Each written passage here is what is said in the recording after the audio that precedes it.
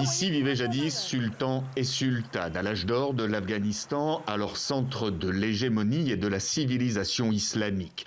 Aujourd'hui, la cité haute, usée par le temps, est devenue le dernier refuge de familles entières rattrapées par l'actualité d'une guerre, celle menée par les talibans. Nous avons été déplacés à cause des combats. Notre région est toujours sous le contrôle des talibans. Nous sommes venus ici par impuissance. Le gouvernement ne nous a pas aidés. C'est un endroit où les fantômes peuvent vivre. Les humains ne devraient pas vivre ici.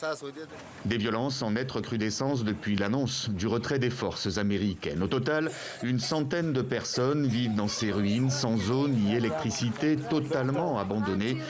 Et derrière cette détresse humaine se cache une autre réalité, celle d'un patrimoine en danger.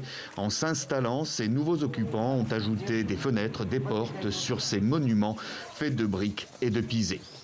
De quoi dénaturer ce site exceptionnel, découvert en 1948 par la Direction archéologique française en Afghanistan, l'ADAFA. Pour l'histoire de l'architecture et de l'art islamique, c'est un ensemble de monuments et un site archéologique d'une importance considérable.